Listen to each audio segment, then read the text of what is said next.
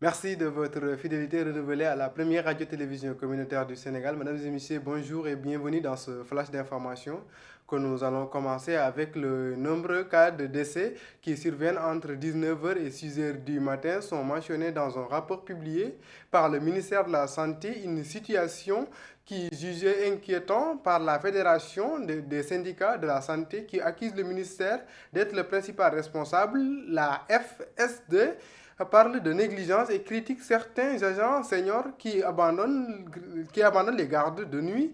Elle demande plus de personnel et bien formé pour améliorer la situation. Écoutons Chersek et leur secrétaire général. Vous savez, c'est le ministère de la Santé qui est seul responsable de cette situation. Je vais vous dire pourquoi ce ministère de la Santé. Vous savez, on ne peut pas développer une politique sanitaire sans pour autant avoir des ressources humaines de qualité, mais en nombre suffisant. Et si vous en avez des personnels de qualité, quel est le temps et la durée de présence de ce même personnel dans les structures, surtout à des heures extrêmement sensibles. Parce que ce qui a été posé ici, c'est un problème d'heure. Quelqu'un qui a un traumatisme crânien et qui a le pronostic vital qui est en jeu. Vous essayez de lever l'urgence, mais vous savez que l'environnement ne vous permet pas de prendre correctement en charge. Qu'est-ce que vous faites? Vous référez le malade. Mais quand vous référez le malade dans une structure hospitalière, une personne moins compétente que vous qui va l'accueillir. Et cette personne moins compétente que vous ne prendra pas sa responsabilité. Il faut que les gens se comprennent. C'est-à-dire c'est une équipe qui doit être sur place. Mais qu'est-ce qui se passe maintenant?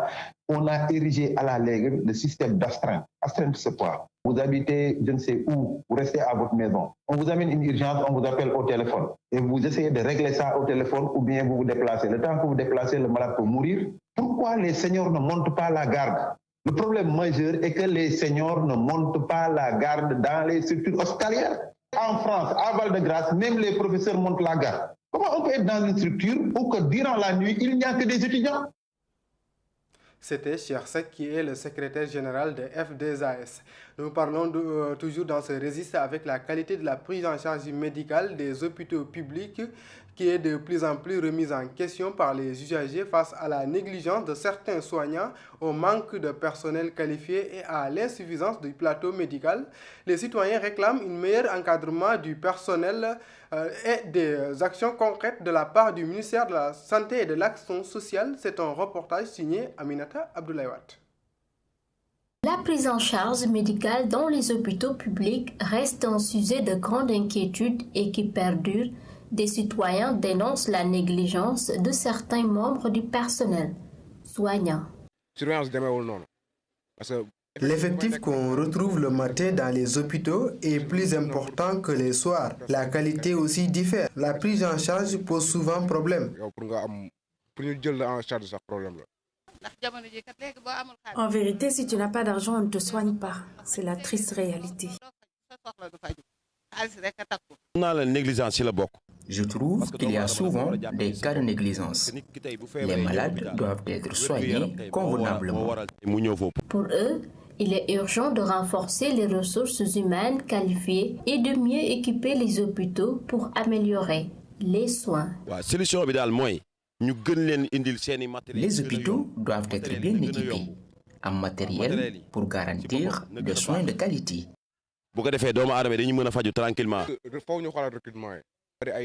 Il faut qu'on revoie les recrutements, viser plus la compétence pour avoir une ressource humaine de qualité. Il demande aussi aux soignants expérimentés d'être plus responsables car la vie humaine doit être respectée. Déjà, c'est difficile d'être malade et les médecins sont les spécialistes, mais je les invite à être plus présents pour les malades. En attendant des soins de meilleure qualité et un meilleur accueil, malades et proches appellent le ministère de la Santé à prendre des mesures concrètes et fermes pour le bien-être de tous. Toujours santé dans ce flash d'information avec la Fondation GX qui compte organiser un centre de chirurgie oculaire au centre hospitalier régional de Ndioum en juin, une initiative bien accueillie par les autorités et les habitants. De nombreux patients atteints de cataracte pourront se faire opérer gratuitement. Le personnel de santé bénéficiera aussi d'un transfert de compétences grâce à un partenariat avec le ministère de la Santé et de l'Action sociale. Aminata Ndiaye nous en dit plus. Le ministère de la Santé et de l'Action sociale, en partenariat avec la Fondation GX, basée à Hong Kong, en Chine, vont faire profiter à plusieurs personnes des prestations gratuites dans ce domaine. Je connais particulièrement l'investissement que la Fondation GX a mis dans ce projet. D'abord en nous mettant gratuitement un camion de chirurgie entièrement équipé, en envoyant du personnel, aussi bien des médecins que des infirmiers qui viennent de Chine, à leur charge. Ils n'ont absolument rien demandé au gouvernement du Sénégal. Ce partenariat, qui ambitionne également le transfert de compétences, a démarré d'abord par Fatick et va s'élargir par Ndioum. Les opérations qui se font au Sénégal, le coût, c'est entre 700 et 800 000 francs CFA pour un œil. Alors imaginez une organisation qui vient vous offrir tout ça gratuitement. Je pense que nous avons le devoir de réussir cette mission-là. En 2024, plusieurs cas de cataracte ont été traités dans le centre hospitalier régional de Ndioum. La maladie est fréquente dans la zone, notamment chez les personnes du 3e âge, à cause de plusieurs facteurs dont la poussière, la forte chaleur, entre autres. Au niveau de Ndioum, nous avons un service d'ophtalmo, mais nous ne disposons pas d'opérateurs. Sur les 5 ans qui se sont déroulés au niveau du département, nous avons pu avoir 1075 patients opérés. Donc il y a une forte population qui nécessite au moins la chirurgie de la cataracte et je pense que cette mission à terme sera une réussite. En outre, la Fondation GX souhaite collaborer avec le gouvernement du Sénégal et les responsables locaux sur le projet d'élimination des mouches. D'autres choses dans ce flash d'information avec le ministère des Mines, de l'Énergie et du Pétrole a réuni à Somone les acteurs du secteur extractif, notamment l'Association des journalistes pour la transparence dans le secteur extractif et la protection de l'environnement, les parlementaires et des directeurs généraux des structures concernées. L'objectif était de définir l'ensemble des meilleurs moyens pour informer le grand public et de favoriser une gouvernance saine et responsable des ressources. Biram Souleye Diop est le ministre des Mines, de l'Énergie et du Pétrole que nous écoutons au micro de Ndeya Missar. Notre volonté commune de travailler sur un secteur extractif géré de manière transparente, équitable et durable pour le bénéfice exclusif du peuple sénégalais. Le Sénégal que nous représentons tous ici, chacun dans son rôle et selon ses responsabilités. Et aujourd'hui, en tournant décisif de son histoire énergétique et minière. L'exploitation des hydrocarbures, la richesse de notre sous-sol et notre potentiel en énergie renouvelable nous placent devant une immense opportunité. Mais cette richesse naturelle ne vaut que par la manière dont elle est gouvernée. Car si les ressources sont un don, la bonne gouvernance, elle, est un choix. Et ce choix, nous l'avons fait. Celui de la transparence, de la responsabilité et du dialogue citoyen. Nous savons que les attentes sont immenses et c'est justement dans ce contexte que la presse joue un rôle capital.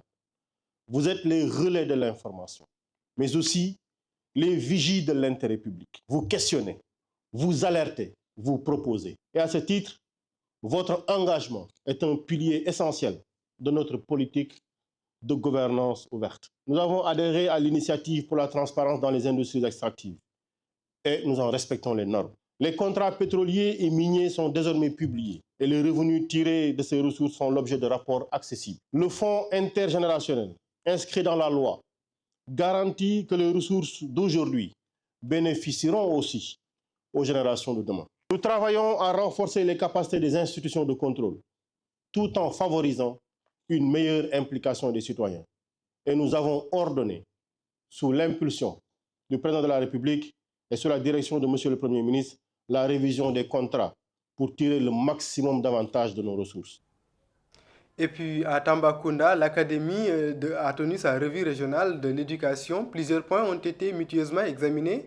et des disparités ont été relevées sur l'ensemble des cycles scolaires. L'inspecteur académique Hassan Beng, accompagné de tous les acteurs du secteur, alerte sur le déficit criard des enseignants, la recrudescence des abandons scolaires ainsi que l'implication croissante des jeunes dans leur péage et le transport des motos Jakarta. Le voici au micro de Keba Kebe.